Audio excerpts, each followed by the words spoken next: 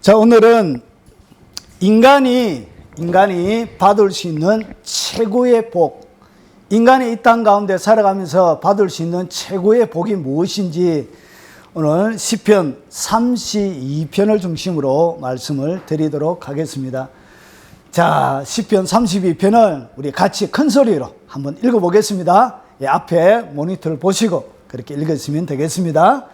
자, 허물의 사함을 받고 자신의 죄가 가려진 자는 복이 있도다.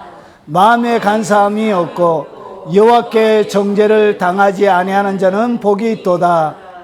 내가 입을 열지 아니할 때 종일 신음함으로 내 뼈가 사였도다.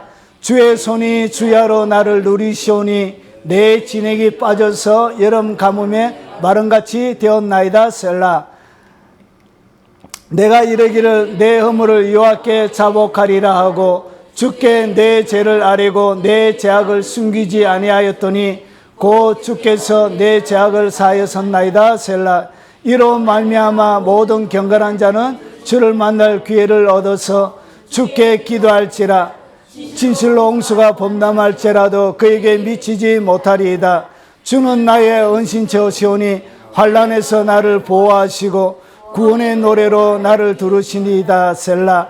내가 내 갈 길을 가르쳐 보이고 너를 주목하여 훈계하리로다. 너의 무지한 말이나 노쇠와 그것들은 제갈과 굴레로 단속하지 아니하면 너에게 가까이 가지 아니하리로다. 악인에게는 많은 슬픔이 있으나 여호와를 신뢰하는 자에게는 인자하심을 두리리로다. 너희 의인들아 여호와를 기뻐하며 즐거워할지어다. 마음이 정직한 너희들아 다 즐거이 외칠지어다. 아멘. 자, 시편을 해석하는 열쇠입니다. 반복적으로 여러분 듣는 것이 중요합니다. 시편은 어떻게 해석해야 되느냐? 여러분, 예수님께서 제자들과 같이 있을 때 무슨 이야기를 하셨는지 누가복음에서 말씀하십니다. 또 이르시되 내가 너희와 함께 있을 때, 예수님이 제자들과 3년 6개월 동안 같이 있었대요. 그때 무슨 이야기를 하셨느냐? 곧 모세의 율법, 창세기, 출애굽기, 레위기, 민수기, 신명기입니다. 그리고 선지자의 것. 이 선지자의 글은 뭐냐면 여호수아부터 우리가 알고 있는 에스더까지를 전선지서라고 분류하고요. 그리고 우리가 알고 있는 선지서, 대선지서, 소선지서, 그것을 갖다가 후기선지자라고 그렇게 부릅니다. 그래서 선지자의 글. 그리고 시편은 욥기, 시편, 잠언, 전도, 아가를 얘기합니다. 그러니까 구약 모세오경 선지자의 글, 시편은 구약 39권 전체를 이야기합니다. 그래서 39권 전체, 구약 성경이 곧 나를 가르쳐 기록된 모든 것이 이루어져야 하리라 한 말이 이것이라 하시고. 그러니까 구약 성경은 누구에 대한 이야기라고요? 예수님. 그래서 구약 성경을 바라볼 때 누구를 읽을 줄 알아야 된다. 창세기를 읽을 때도 예수님이 보여야 돼요. 창세기 1장을 읽으면서 거기에 예수님이 보여야 된다는 것이죠. 2장도 마찬가지고. 그런데 이것이 어떻게 되느냐? 구약 성경 전체는 예수님의 하나의 조각이에요. 그러니까 구약 성경 전체를 다 모아야 예수님 전체를 알 수가 있는 것입니다. 자, 그래서 보세요. 여기에는 2930명이 등장합니다. 2930명이 등장하는데 이 2930명에 등장하는 모든 것들은 결국 뭐냐? 모형과 그림자입니다. 누구를 보여주기 위한? 예수님을 보여주기 위한 모형과 그림자라는 것이죠. 자, 그러면 이것들은 다 예수님을 설명하는 것인데 이때 예수님의 이야기가 결국 누구에게 적용이 되냐? 바로 우리 성도들에게 적용이 되어지는 것입니다. 됐죠? 예. 그래서 구약 성경 예수님의 삶이 결국은 우리에게도 똑같이 그렇게 이루어지게 되는 것입니다. 자, 그러면 예수님, 구약 성경 전체는 예수님인데 하늘과 땅, 이 하늘과 바다 전체가 구약 성경이라고 이야기하면 오늘 우리가 읽었던 이 성경은 뭐예요? 바다의 한 너울과 같은 거예요. 그러니까 예수님 전체가, 구약 성경 전체가 하늘과 땅이라면 우리가 읽었던 이 시편 32편인데 잘못됐습니다. 제가 오타를 쳤어요. 아유, 죄송해요. 32편이에요. 그래서 이 32편 이 전체는 뭘 얘기한다고요? 예수님의 한 부분을 얘기하는 거예요. 그래서 오늘 우리가 읽었던 32편도 누구의? 예수님이 이 땅 가운데 하실 수많은 이야기 가운데 한 부분을 설명하고 있는 거예요. 자, 여기까지 됐을 거라 생각합니다. 자, 32편을 해석하려고 하면 뭐가 되지냐? 시편이 전체가 150편이에요. 150편인데 이 150편 가운데 뭐가 되어져 있냐면 전체가 150편을 해석하는 핵심 키가 어디 있냐? 1장과 2장 전체에 다 있습니다. 그래서 시편 해석의 키는 어디에 있다고? 1장과 2장 전체가 있는데, 자, 여기서 뭐냐? 오늘 32편을 해석하려고 하면 1장을 확대 해석 설명하고 있는 거예요. 자, 한번 보십시오. 시편 32편은 보세요. 복 있는 사람이 등장하고, 여기에 보면 세 종류의 사람이 등장하죠. 자, 여기에 악인들이 나오고, 죄인들이 나오고, 오만한 자들이 나옵니다. 그래서 이 세 종류, 악인들과 죄인들과 오만한 자들이 등장하는데, 이 오만한 자들의 죄가 나옵니다. 여기서 이 32편 전체는 이 오만한 자들, 인간의 본성이 뭐냐? 인간이 가지고 있는 이 본성이 결국은 악인의 꾀를 따르는 것이 인간의 본성이에요.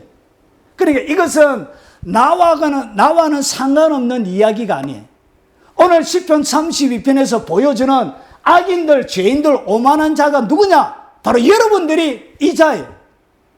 내가 오만한 자고, 내가 죄인이고, 내가 악인이라는 것이죠. 그래서 이 악인들을 위해서 이 복 있는 분이 뭔가를 하시는 거예요. 32편에서. 그래서 인간의 본성은 뭐냐? 인간의 본성은 끊임없이 악인의 꾀를 쫓아 살아가는 것이 인간의 본성이에요. 그래서 우리의 삶들 가운데 전체 삶은 결국은 악인의 꾀, 이 마귀의 조언을 꾀라고 그럽니다. 마귀의 조언을 받으면서 살아가는 거예요. 그리고 죄인의 길에 서서 삶의 스타일 자체가 죄인처럼 그렇게 살아가는 것입니다. 그리고 우리의 본성 자체가 뭐냐? 이 교만하다, 오만하다는 것은 교만하다는 얘기예요. 그래서 모든 교만한 것이 뭐냐? 사람들을 업신여기고 함부로 여기는 그런 것들을 이야기합니다. 거기에 우리가 항상 자리를 잡고 그렇게 살아가는 것입니다. 이것이 다른 사람이 아니라 바로 우리가 누구냐? 복 없는 사람이고, 바로 우리가 죄악을 가지고 있는 본성이고, 악인과 죄인과 오만한 자라는 것이지. 그래서 이것들이 요 세 종류의 삶의 스타일을 통해서 이 땅 가운데 뭐가 일어난다고? 불행이 오는 것입니다. 불행. 그래서 인간이 불행한 거예요. 왜 불행하냐? 죄인의 길에 서기 때문에 불행한 것입니다. 왜 우리가 불행하냐? 악인의 꾀를 쫓아 살기 때문에 그런 거예요. 왜 우리가 불행하냐? 오만한 자의 자리에서 살아가기 때문에 불행한 것입니다. 그래서 이 불행한 삶을 살아가고 그것으로 끝나는 게 아니에요. 그 뒤에는 뭐가 있다고요? 영원한 심판이 있는 것입니다.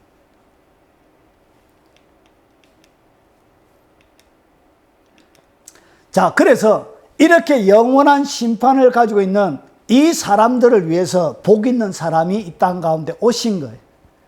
그분이 누구라고요? 그분이 예수님이시죠. 그래서 그분이 어떻게 하냐? 이 땅 가운데 악인들의 꾀를 따르지 않는 새로운 삶의 스타일을 그분이 만들어낸 거예요. 그분은 안 따르는 거예요. 그리고 그분은 서지 않는 거예요. 왜 그분이 복이 있냐? 따르지도 않는 거예요. 서지도 아니하고.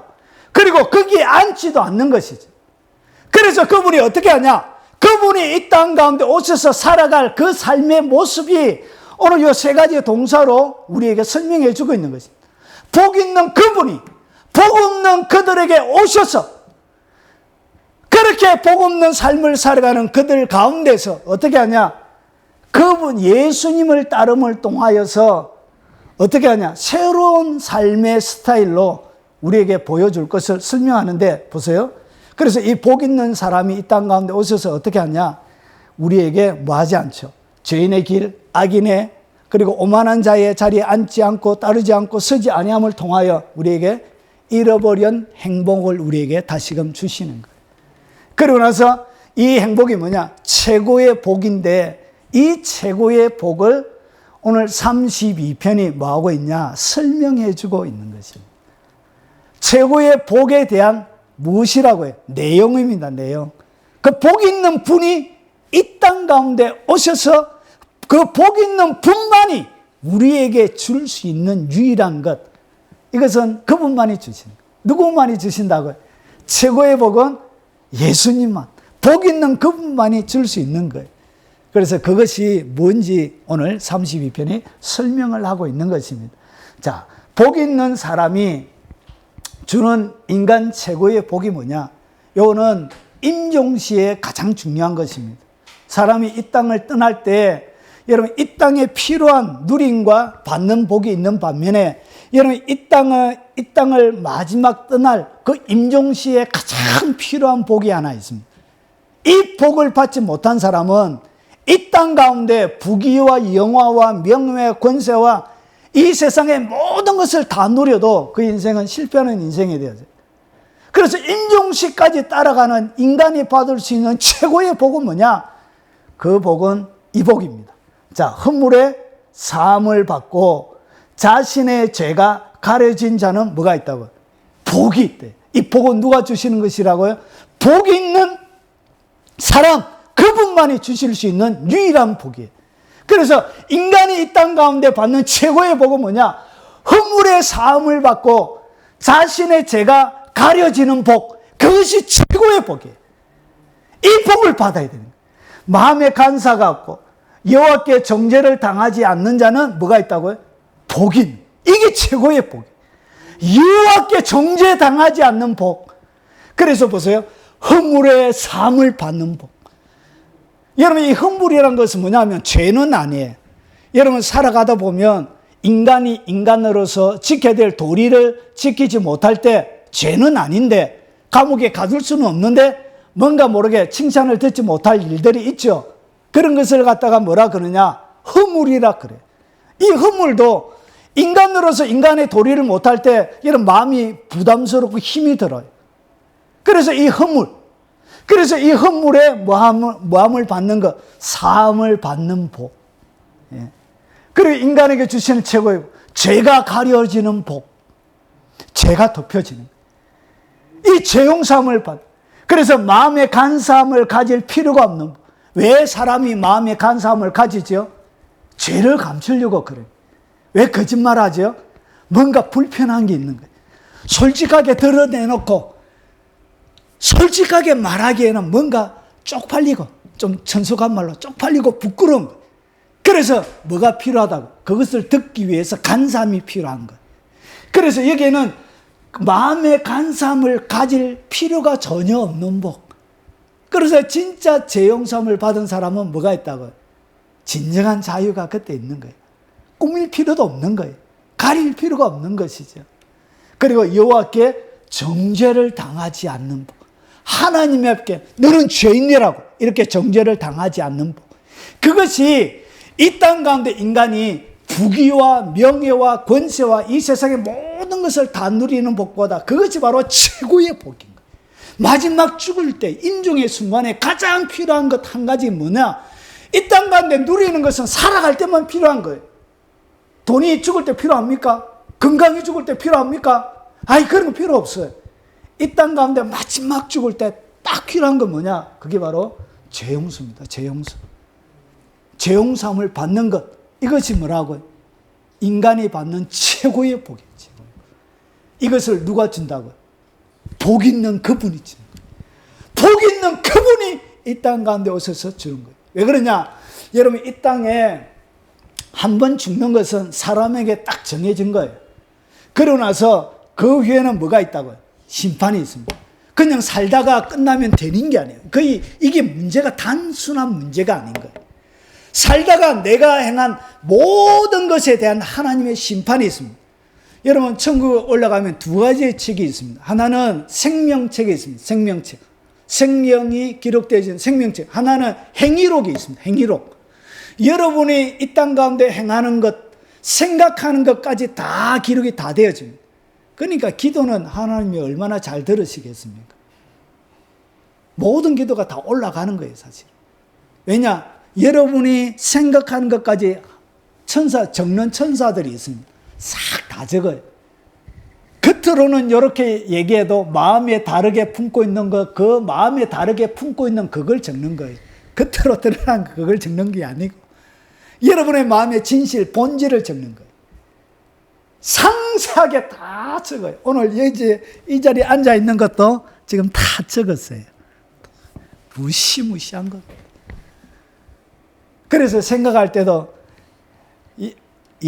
말라기가 뭐라 그러죠? 생각 잘해라 그러죠. 하나님이 영광 받으실 만한 거 골라서 생각해라. 말라기가 그렇게 권면하고 있죠. 왜냐? 다 기록이 다 되거든. 그럼 무시무시한 거예요. 그래서 하나님의 이것이 왜 그러냐? 하나님의 심판은 여러분의 생각의 영역까지 심판하는 거예요. 행동으로 옮긴 영역만 심판하는 게 아니고 생각으로 지었던 모든 죄의 영역까지 다 심판을 받게 되어요. 그래서 무시무시한 거예요. 하나님의 심판이. 그리고 여러분 이 32절에 보면 그들이 이 같은 일을 행하는 자는 뭐에 해당되지요? 사형에 해당됩니다. 사형. 여러분 우리가 생각하는 죄의 영역과 하나님이 생각하는 죄의 영역은 굉장히 다릅니다. 제가 요 32가지가 나오는데 다 설명하면 시간이 너무 많이 걸려요. 몇 가지만 딱 집어볼게요. 이 세상에서 여러분 어떤 분이 하나님이 보시기에 선한 죄도 있습니까? 이래 얘기하더라. 하나님이 보시기에 용서할 만한 선한 것이 사람 속에 있습니까? 이렇게 질문하시는 분이 계셨습니다. 거기에 대한 답입니다. 그런 거 없습니다. 왜 그러냐? 하나님 사람을 이렇게 보는 거예요. 여러분 보세요. 여기 보면 두 번째 줄에 보면 수군수군 하는 자는 이 같은 일을 행하는 자는 뭐에 해당되죠? 사형이죠. 그러면 수군수군 하는 것. 이것은 뭐냐면 남 얘기하는 걸 얘기합니다. 남 얘기 한 번이라도 딱 했다면 그 사람은 뭐에 해당되는 죄를 지었다고요? 사형입니다. 사형. 미안하지만. 이 세상에서 한 번도 남 얘기 안 한 사람이 있을까요? 없을까요? 그래서 그가 어떤 선을 행해서 하나님 앞에 어렵게 보일 인간이 이 땅 가운데 누가 있습니까? 한 번이라도 남 얘기했다면 이미 사형에 해당되는 죄를 지은 거예요. 그래서 영원한 지옥 불못의 심판을 받게 되는 거예요. 여기서 보면 배약, 무자비한 자라. 이건 31절에 보니까 우매한 자요. 여러분 어리석고 깨닫지 못하는 것도 사형에 해당되는 죄인 줄 아십니까? 하나님의 말씀을 깨닫지 못하는 것도 죄입니다. 죄. 우매한 것. 그리고 여기 보십시오. 배약하는 것이 뭐냐? 약속을 어기는 것. 여러분 부모가 되었다. 이미 배약을 다 한 거예요. 사람에게는 용서받아도 하나님의 심판대 앞에는 여러분이 서게 돼요. 이게 뭐냐? 배약이 뭐죠? 약속 어기는 거죠. 한 번도 세상에 살아가면서 약속 안 어긴 사람이 있을까요? 없을까요? 없다는 것이죠. 그리고 무자비한 것. 정의 없는 것, 무정한 자요. 무정한 것, 정의 없이 자기 혼자 잘 먹고 잘 사는 것도 사형에 해당되는 죄인 줄 아십니까? 정의 없는 것도 사형에 해당되는 무시무시한 죄입니다. 무자비한 자라. 똑같은 말이죠. 그래서 다 사형에 해당되는 죄를 가지고 살아가는 거예요. 그래서 이런 상태로 죽으면 큰일 나는 거예요. 그래서 반드시 뭐 해야 된다고요? 마지막 임종 전에 반드시 회개하고 죄용삼을 받고 그리고 예수 꼭 믿고 죽어야 되는 거예요. 그래야만이 그에게 유일한 기회가 있는 거예요. 인간에게는 뭐가 없다고요? 기회가 없는 거예요. 인간에게는 방법이 없는 거예요. 이미 왜 방법이 없냐? 사형에 해당되는 죄를 지었기 때문에 살아있는 상태에서 죽으면 그는 이미 사형에 해당되는 죄를 지었기 때문에 그에게 내려진 선고는 그냥 사형이에요. 그냥 죽으면 끝이 나는 거예요. 기회가 없는 거예요. 기회가. 우리는 어떤 죄용서함을 받을 수 있는 기회가 없는 거예요. 사형 온도가 낮기 때문에 그런 거예요. 그냥 이것이 지연이 되고 있는 상태예요. 그래서 누가 왔다고요? 예수님이 와서 내가 죽어야 되는 것을 대신 그분이 죽어 주셨기 때문에 내게 뭐가 생긴다고요? 기회가 생기는 거예요. 기회가 이렇게 생기는 거예요. 그분이 이 일을 우리가 허물의 사함을 받지 못하는 자고 자신의 죄에 가려서 영원히 심판을 받을 수밖에 없는 이미 사형 언도가 난 자임에도 자인데 그분이 이 땅 가운데 오셔서 이 문제를 해결해 주는 거예요. 이 문제를 해결받는 복을 그 복 있는 자가 이 땅 가운데 오셔서 주는 거예요. 그것을 뭐 하는 거예요? 설명하는 것이 32편인 거예요. 그래서 예수님을 딱 믿게 되어지면 뭘 받는다고? 인간이 이 땅 가운데 받는 최고의 복을 받는 거예요. 여러분 다 예수님을 나의 구주로 영접하셨죠? 여러분 이것이 얼마나 대단한지는 여러분 잘 몰라요. 언제 아느냐? 임종의 순간에 딱 알아요. 임종의 순간. 예수 그리스도를 믿지 않는 자나 믿는 자나 임종할 때 귀신들이 천사도 오고 악령들이 데려와요. 근데 믿지 않는 영혼들은 이런 대부분이 보면 안 가려고 발악을 쳐요. 안 갈 거야! 임종의 순간에 뭐가 열리냐? 영안이 열려요. 모든 사람들이 하나같이 모든 사람들의 영안이 싹 열려요. 보이지 않던 영적인 세계가 그때 활짝 벌려요. 그래서 악한 영들도 보이는 거예요. 그때. 여러분 기회가 없어요. 기회가 있을 때 이 복을 받으셔야 되는 거예요. 여러분 받으셨죠? 여러분 마지막 가까이 돼갈 때 그때 이 예수 그리스도의 이름이 얼마나 위대한지 그때 깨닫게 됩니다. 자, 그래서 회개하지 않으면 여러분 이것은 예수님의 그림 표면이라 얘기했죠. 여러분 문자 그대로 보면 안 돼요. 잘 보세요. 내가 입을 열지 아니할 때 문자적으로 볼 때는 보세요. 여러분이 회개하지 아니하면 이것은 다윗이 자기가 범죄하고 지었던 시예요. 근데 보세요. 내가 입을 열지 아니할 때는 회개하지 아니하면 일어나는 일들을 다윗이 설명하고 있습니다. 보세요. 여러분 회개하지 아니하면 영적으로 어떻게 있냐? 종일 신음해요. 여기서 뭐가 신음하냐? 여러분의 영이. 여러분이 죄를 딱 짓게 되어지면 영이 신음을 합니다. 영이 아파요. 영이 엄청난 영적인 공격을 받아요. 그래서 막 찔려요. 영이. 그래서 영적인 신음이 나와요. 들어올 때는 더러운 데 들어가도 잘 모르는데 깨끗하고 은혜 많이 받아 있는 상태에서 죄 한번 딱 지으면 그때 엄청난 침해를 통해서 괴롭지요. 깨끗할 때는 알아요. 금방 알아요. 영이 신음한다는 것은. 근데 원체 죄악 가운데 젖어서 살아가니까 영이 신음하고 있는 이 영적인 신음소리도 안 들리는 거예요. 그래서 회개하지 아니하면 종일 신음하는 거예요. 그리고 실제로 육체 가운데 뼈가 쇠하게 돼요. 그래서 죄 많이 짓고 하면 여러 가지 관절에 무리가 와요. 이렇게 모든 뼈에. 그러고 나서 내 손이 주야로 주의 손이 주야로 나를 누리시오니 영이 눌리는 거예요. 끊임없이.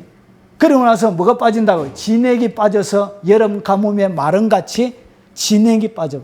그래서 그 삶이 힘이 없는 거예요. 생명력이 없는 거예요. 살아가는 의미가 없는 거예요. 그렇게 은혜롭고 좋았던 신나는 삶이 인생의 의미를 잃어버리는 거예요. 이것은 표면적인 이야기예요. 회개하지 않으면 생기는 표면적인 이야기인데 이것은 결국 누구의 이야기라고 얘기했죠? 예수님의 얘기예요. 예수님. 겉으로는 다윗의 이야기, 회개하지 않으면 생기는 이야기 같지만 이것은 결국 뭐냐? 최고의 선물을 우리에게 주시기 위해서 예수님께서 당하신 내면의 고통을 설명하고 있는 거예요. 보세요. 이사야서 53장 7절에 보면 이렇게 설명하고 있습니다. 그가 곤욕을 당하여 괴로울 때도 그 입을 뭐하지 않았다고요? 열지 않았대요. 입을 열지 않았대요. 여러분 입을 원래 회개하면 뭘 열어야 되죠? 입을 여는 것이 맞잖아요. 그런데 이 다윗의 표현 자체가 회개의 표현으로 맞지가 않아요. 왜냐? 우리가 보통 일상적으로 회개할 때는 무엇을 열고? 입을 열고 막 용서해 주세요 해야 되잖아. 그런데 이상하게 이렇게 해놓은 거예요. 결국은 이것은 다윗의 삶을 통해서 누구를 설명하고 있는 거예요? 예수님의 것을 설명하고 있는 거예요. 그래서 보세요. 그가 곤욕을 당하여 괴로울 때는 뭐 때문에 괴로웠죠? 인간의 죄 때문에 괴로운 것이었죠. 하나님을 향하여 불순종하는 그 인간들. 앞에 복 있는 자가 이 땅 가운데 왔지만 빛이 어두움에 비쳤지만 어두움이 영접하지 않았던 그 죄인들, 악인들, 오만한 자들, 그들의 삶 때문에 주님이 괴로웠던 것이죠. 그래서 곤욕을 당하여 괴로울 때도 뭘 열지 않았다고? 그분이 입을 열지 않았던 거예요. 그리고 도수장으로 끌려가는 어린 양과 그리고 틀 깎는 자 앞에 잠잠한 양같이 뭐하지 않았다고? 입을 열지 않았던 거예요. 입을 열지 않으면서 어떻게 하셨다고? 인간의 모든 죄를 그가 이 땅 가운데 뒤집어 쓰고 하나님에게 어떻게 했냐? 우리가 신음소리 내며 해야 될 못할 그것을 주님이 이 땅 가운데 다 아파하신 거예요. 그렇게 신음하시면서 살았던 거예요. 그래서 히브리서가 심한 통곡과 눈물과 간구와 소원을 올려드렸다고 그렇게 고백하고 있는 거예요. 그래서 그의 삶 전체는 눈물의 삶이 되어진 거예요. 그래서 끊임없는 신음이 나오는 거예요. 그가 얼마나 못 먹었던지. 얼굴은 로마의 관리가 예수님을 서서 보고를 했는데 로마에 그는 이렇게 몇 가지 표현을 해놨는데 나이는 30세인데 겉으로 보기에는 50대였고 예수님에 대하여 어떻게 평가를 내리냐면 먹지 못해서 바짝 말라있고 그리고 한 구절이 우리의 심장을 때려요. 어떤 구절이냐? 그는 이 땅 가운데 태어나서 한 번도 웃지 않는 사람처럼 보였습니다. 그렇게 고백해요. 예수님을 직접 보았던 로마 관리가 예수님에게 인상착의를 설명한 것. 그는 30대인데도 50대처럼 늙었고 그렇게 한 번도 이 땅 가운데 태어나서 한 번도 웃지 않는 사람처럼 예수님을 그렇게 설명해요. 누구 때문에? 여러분 때문에. 내 때문에. 저 때문에 그렇게 하신 것입니다. 이 땅 가운데 악인처럼 죄인처럼 오만한 자의 자리에서 살아가는 그 인간들 때문에 예수님께서 그렇게 종일 신음하시면서 평생의 삶을 사신 것입니다. 한 번도 웃지 않으신 것입니다. 그리고 뼈가 온몸의 뼈가 어떻게 잘기잘기 다 부서졌죠. 태창을 맞았으면서 여러분 7, 9가닥에서 12가닥으로 생긴 태창이 끝에는 납조각과 동물의 뼈가 붙어 있습니다. 그것을 때리면 예수님은 너무 많이 굶었었기 때문에 뼈가 마른 사람이에요. 그래서 살이 없어. 살이 때리면 이 쇠고 채찍이기 때문에 어떻게 하냐? 뼈가 부러져요. 그래서 온몸에 태창을 맞은 거예요. 태창. 휙 소리를 내면서 살점에 탁 박혀요. 땡기면 살점이 탁 떨어져요.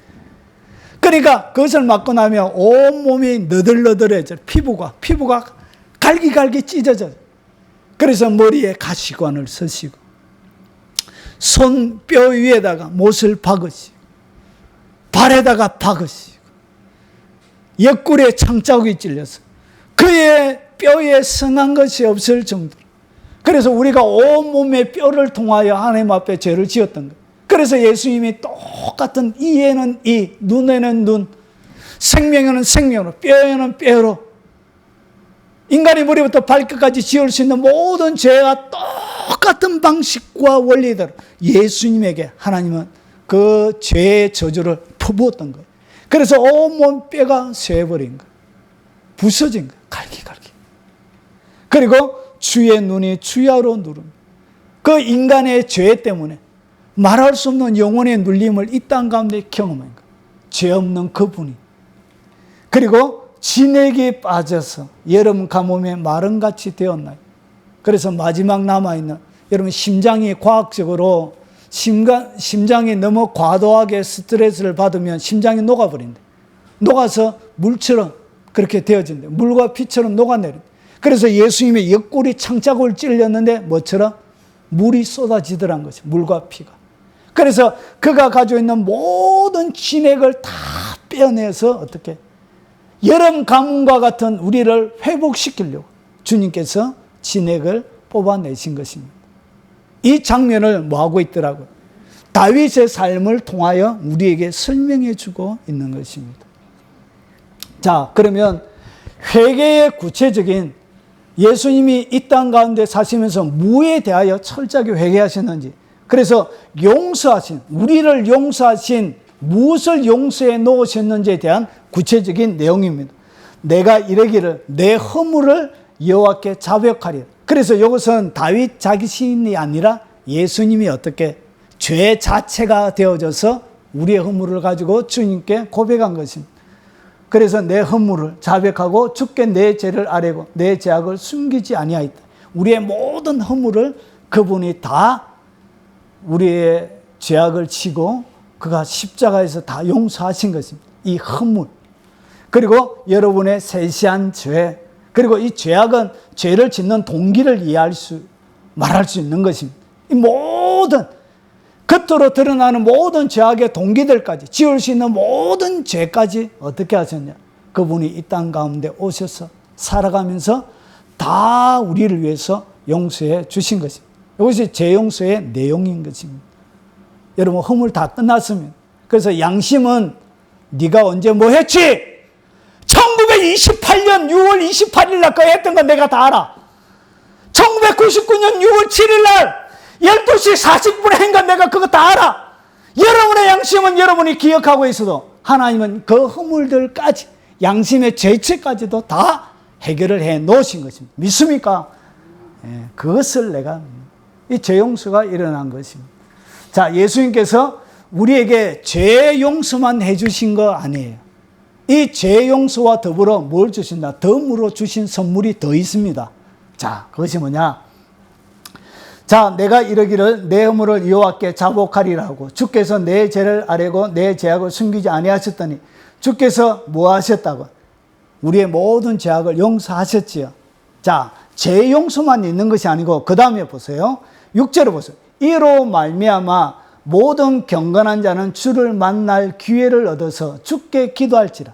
여러분 경건한 삶을 살아가게 되어지면 주님을 만날 기회가 생깁니다. 그거 아십니까?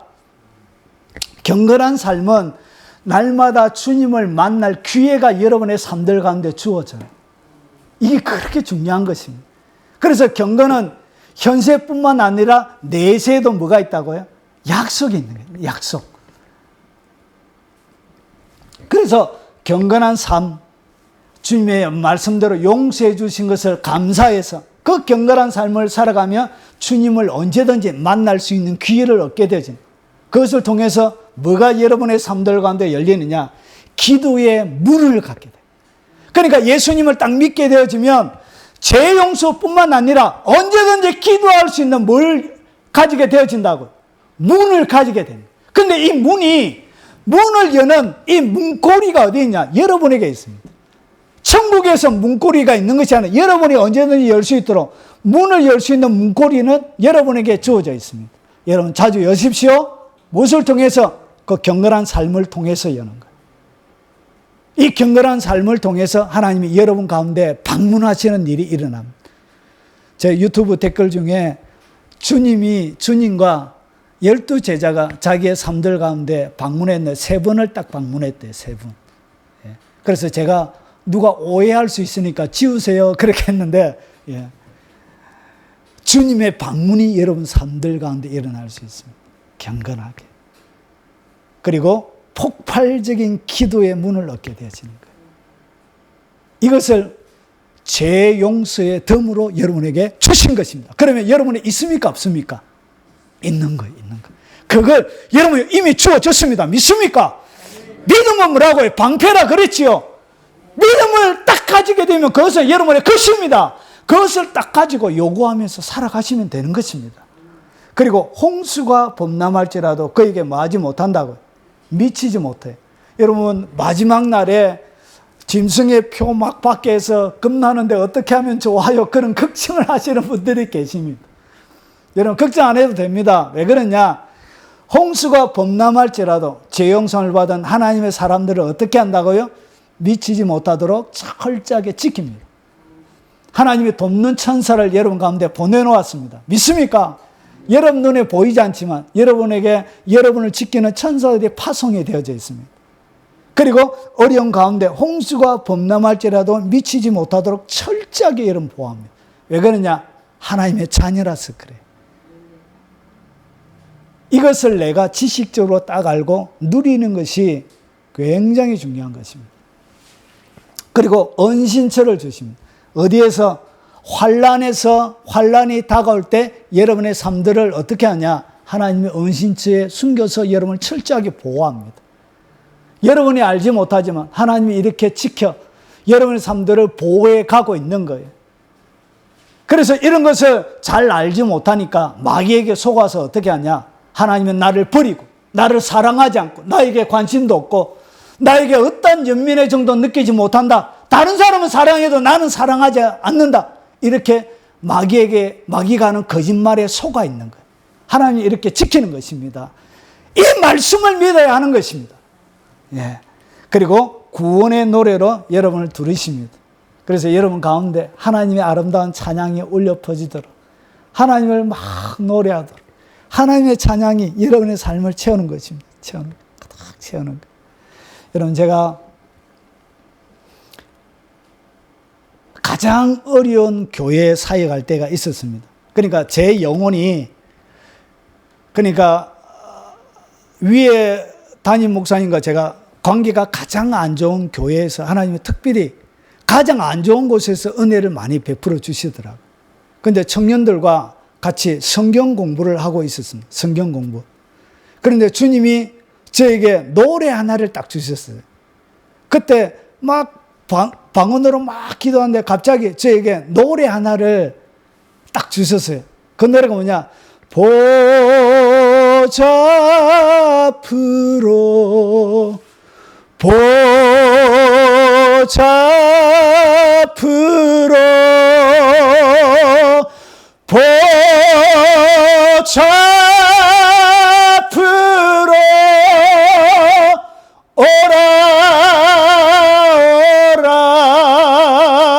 오라 3절까지 있는데 이것을 저만 합니다. 저만.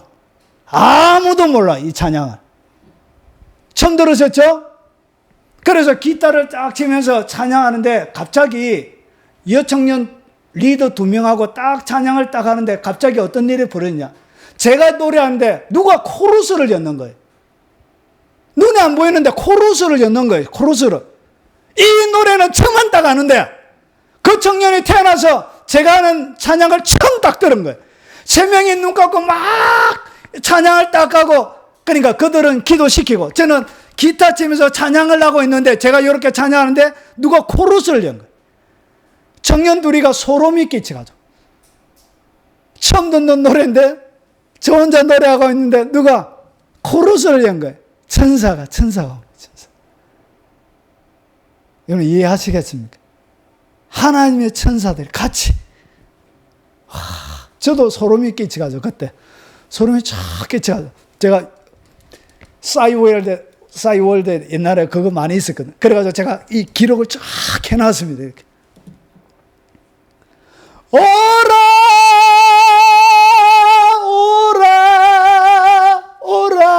이걸 방언으로 저희가 찬양을 주신 거예요. 막 하는데 천사가 코러스로 막 뛰었더라고요. 뭐냐? 하나님이 우리의 삶들을 어떻게 한다? 정말 마음은 고통스럽고 힘이 들고 성경 공부를 이끌어가는 것도 제 마음의 무게감으로 미치겠는 힘이 들었어. 얼마나 가슴이 눌리고 힘이 든지 영이 안 맞으니까 미치겠더라고. 사역에도 거의 차익이 안 되더라. 그 어려운 순간에 주님이 우리의 삶들 가운데 뭘 주더라? 찬양으로 하나님 우리의 삶을 둘러진치더란 것이지. 하나님이 이렇게 우리를 지켜요. 이렇게 우리를 사랑하세요. 믿습니까? 갈 길을 가르쳐 보이고 주목하여 훈계하세요. 성령님이 여러분이 어디로 가야 될지 선명하게 가르쳐 주는 거예요. 그래서 예수 믿고 나서 우리에게 어떤 일이 일어날 것을 다윗의 이 시편을 통해서 뭐하고 있더라고. 구약에도 세세하게 부분적으로 설명을 해 나가고 있는 것입니다. 구원, 죄용사함의 구원과 그 이후에 일어날 일들을. 이해가 되시죠? 이렇게 부분적으로 시편이 되어져 있는 거예요. 자, 이제 마무리하면서 정리를 해보겠습니다. 자, 그러면 예수님을 나의 구주로 영접한 이후의 삶, 이 이후의 삶을 어떻게 살아야 되는가? 자, 너희는 무지한 말, 이 말은 뭐냐면 우리가 입으로 하는 말이 아니고 밖에 동물 말이죠. 뛰어다니는 말탄을, 그걸 얘기합니다. 무지한 말과 노새같이 되지 말라. 이 무시하다는 얘기는 뭐냐면 없는 거예요. 지식이 없다는 얘기인데 이 무시하다는 얘기는 이거예요. 히브리어로는 빈입니다. 빈. 이 빈은 뭐냐면 지식적으로 분리하다, 구별하다 그런 뜻을 가지고 있어요. 지식적으로. 그래서 지식적으로 구별하고 분리하는 거예요. 이해하고 유의하고 그리고 숙고하고 민첩하고 부지런하고 직접하고. 그래서 이것을 가장 여러분이 이해하기 쉬운 단어로 뭐냐? 분별하는 거예요. 분별하는 거. 이해하는 거. 그리고 고려하는 거예요. 그래서 이건 뭐냐? 분별하지 않는 말 그리고 노새처럼 하지 말라는 것이죠. 예수 믿고 나서. 그래 이것을 좀 더 쉽게 여러분 우리가 쉽게 이해하면 뭐 해야 되냐? 분별하면서 살아가는 것이죠. 무조건 목사님이 얘기한다고 다 듣지 말고 어떤 음성이 듣는다고 다 듣지 말고 위대한 신앙의 선배들이 한다고 다 듣지 말고 뭐 해라고요? 분별하라. 분별. 항상 분별하라. 믿습니까? 분별하셔야 돼요. 분별. 그래서 분별하지 않는 것을 갖다가 뭐라 그런다고요? 무지라 그런 거예요. 그래서 분별하지 않는 그것은 그냥 말이에요. 말. 짐승 말이에요. 말. 그냥 소라고 하죠. 소. 그냥 소와 같은 거예요. 노새와 같은 거예요. 그래서 항상 뭐 하면서 살아라. 첫 번째가 뭐냐? 분별이에요. 분별. 하나님은 분별에 대해서 굉장히 많이 말씀들을 하십니다. 열심히 공부하라는 단어 있죠. 헬라어의 단어. 열심히 살펴봐라. 부지런히. 이 단어도 헬라 원문에 어떻게 되어 있냐? 분별하라 이렇게 되어져 있어요. 공부하라는 다 모든 단어들은 분별해라 이렇게 되어져 있어요. 다 믿지 말고 뭐하라? 분별하라. 이것이 첫 번째. 예수님이 중요하게 얘기하는 것과 우리가 중요하게 얘기하는 것은 굉장히 차이가 있습니다. 그래서 예수 구원받고 나서 그 뒤에부터 너가 어떻게 살아야 되느냐? 잘 뭐하고? 분별하면서 살아라는 것이죠. 분별하는 것이 뭐라고요? 그게 제갈과 굴레를 씌우는 거예요. 무조건 순종한다고 이게 대수가 아니에요. 한국 교회의 문제가 뭐였냐? 너무나 순종을 많이 강조하고 진리를 가르치지 않는데도 불구하고 순종을 가르쳐놔서 한국 교회 성도들이 그렇게 패가 망신하고 힘들고 어려운 거예요. 뭐하라? 모든 진리를 분별하라. 믿습니까? 예, 이것이 주님이 가르치는 가장 첫 번째예요. 주님이 가장 중요하게. 그리고 여러분 베레아 교회라는 교회가 있었습니다. 2차 전도 여행 때. 근데 데살로니가 교회는 믿음의 역사, 사랑의 수고, 그리고 소망의 인대가 있는 내가 기도할 때마다 너희를 말한다 하면서 이 데살로니가 교회는 그 당대에 가장 모범적인 칭찬받는 교회, 최고의 교회였습니다. 그런데 이 베레아 교회를 갖다가 바울이 이야기하면서 뭐라고 하냐? 베레아 사람들은 데살로니가 있는 사람보다 더 신사적이래. 더 신사적. 마음이 열려져 있대. 왜 그러냐? 그러면서 설명을 해요. 그 말씀을 간절히 받고, 그 다음에 뭐 했냐? 그 말씀이 그런가 하여 날마다 말씀을 상고하더라. 이것이 뭐라고요? 믿음의 역사가 있는 것보다, 사랑의 수고가 있는 것보다, 소망의 인내가 있는 것보다 이것이 더 뭐 하더라고요? 더 신사적인 것이란 것이죠. 주님이 이것을 더 높이 평가하고 있는 것입니다. 이해가 되십니까? 예, 주님의 기준으로 맞춰서 신앙생활을 해야 합니다. 그래서 말아. 무지한 말과 노새가 되지 말라. 항상 분별하면서 사십시오. 저도 타락할까요? 안 타락할까요? 저도 인간이잖아요. 타락할 수 있잖아요. 모든 사람은 다 똑같은 것입니다. 그래서 뭐하라? 분별하라. 이렇게 하시는 것입니다. 자, 그리고 두 번째로 여호와를 뭐하라? 신뢰하라. 여호와를 철저하게 신뢰하라. 인자심이 여러분들을 둘러 진치게 돼요. 뭐 할 때? 하나님을 신뢰할 때. 이런 것입니다. 저희 딸이 학교 예를 들어서 이런 것입니다. 신뢰한다는 것이 예를 들어서 아빠 내 세발 자전거 필요해. 집에 갔다 오면 있을 줄 알아. 아빠 고마워. 세발 자전거 하면서 학교 등교할 때 그 말을 하고 가보십시오. 아빠의 마음이 무너지겠지요. 돈도 없을 때는. 근데 능력이 있으면 뭐 하겠죠? 당연히 사놓겠죠. 하나님은 뭐든지 불가능한 게 있습니까? 없습니까? 하나님을 그렇게 신뢰하라는 것이죠. 세발 자전거 아버지 알죠? 이게 100% 신뢰해버리면 하나님이 어떻게 하냐? 하나님을 콘으로 몰아넣게 되는 거예요. 하나님을 콘으로 몰아넣는 것이 뭐냐? 하나님을 신뢰하는 것입니다. 하나님을 전적으로 딱 신뢰하고 내가 가면 하나님의 코너에 딱 몰리는 거예요. 이렇게. 하나님이 안 해줄 수가 없는 거예요. 그것이 영적인 지혜. 이것이 하나님의 인자가 여러분의 삶을 둘러 진치게 되는 것입니다. 하나님을 코너로 모시기 바랍니다. 마음으로. 예, 하나님을 신뢰하며 코너에 몰리는 거야. 하나님 미쳐. 아, 저거는 어쩔 수가 없어. 이렇게.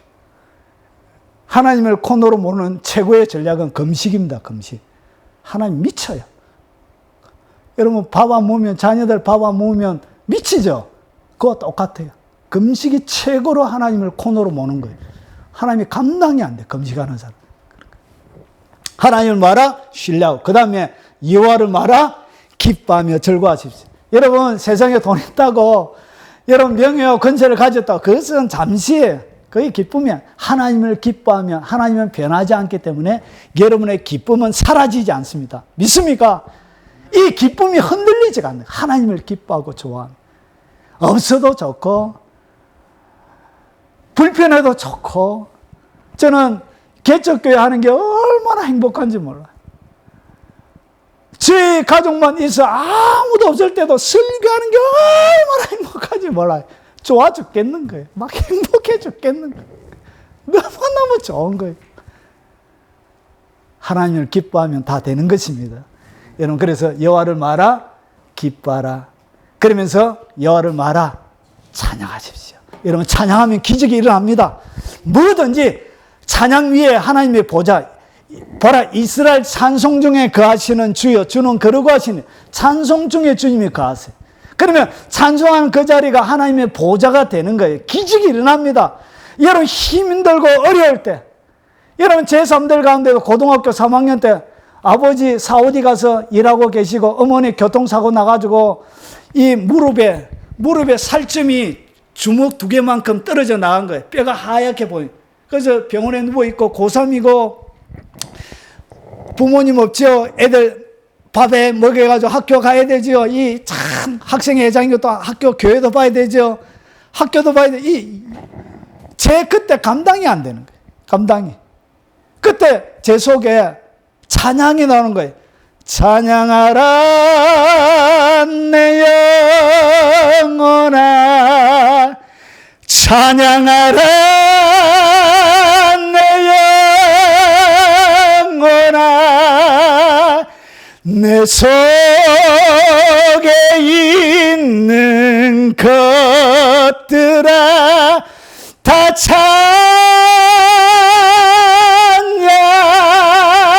찬양하라.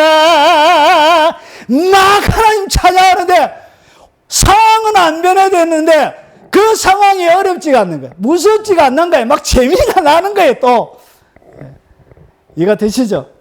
모든 상황을 뛰어넘는 능력이 주어지는 것입니다. 감당할 수 있는 능력이 주어지는 것입니다. 마지막입니다. 자, 그리고 용서하며 사십시오. 여러분 평생 동안 뭐 하면서? 용서하며 살아요. 이 용서를 안 해서 모든 문제는 용서 안 해서 일어나는 거예요. 이 용서하지 않는 요 마음이 결국은 사단의 가장 견고한 진이 되어져요. 여러분 용서하면 특별한 영적인 일이 여러분 가운데 일어납니다. 보세요. 마지막 구절입니다. 한번 읽어보겠습니다. 잠언 19장 11절에요. 노하기를 더디하는 것은 사람의 슬기요, 허물을 용서하는 것이 자기의 영광이네. 여러분이 용서하게 되어지면 하나님이 여러분에 뭘 준다고요? 영광을 주는 거예요. 영광. 여러분이 영광으로 빛나길 원하시죠? 뭐 하면 된다고요? 용서가 여러분의 삶들 가운데 많아지면 영광으로 여러분의 삶이 하나님의 공급하심으로 더딥혀지게 되어지는 거예요. 그래서 영광의 처소가 되는 거예요. 하나님의 빛이 그 속에 머물러 있게 되어지는 것입니다. 하나님의 빛이 여러분 삶들 가운데 머물러 있게 하라! 어떻게? 용서를 통하여 되는 거예요. 그럼 영광의 빛이 여러분 삶들을 둘러 비치게 되어지는 것입니다. 여러분 오늘 정리하겠습니다. 결국은 인간이 받는 최고의 복은 무슨 복이라고요? 죄 용서함을 받는 거예요. 죄 용서. 예. 그 죄 용서를 통해서 덤으로 주시는 것이 무엇인지를, 그걸 누가 준다? 복 있는 그자, 예수님 복 있는 그분이 우리의 삶들 가운데 주는 것입니다. 예. 그래서 그것을 여러분이 그 십자가 지고 우리에게 주신 것이기 때문에 여러분이 누리는 것이 그 십자가를 헛되지 않게 만드는 거예요. 그 하나님의 죽으심을 가치 있고 존귀 있게 만드는 것이 뭐냐? 누리는 것입니다. 믿습니까? 이걸 누리는 것이 하나님을 영광스럽게 만들어 드린 거예요. 그래서 그 하나님의 십자가가 가장 여러분이 풍성하게 누림을 통하여 가장 존귀하게 만들어내는 그런 복된 여러분이 되시길 주의 이름으로 축원하며 도전을 던집니다. 네.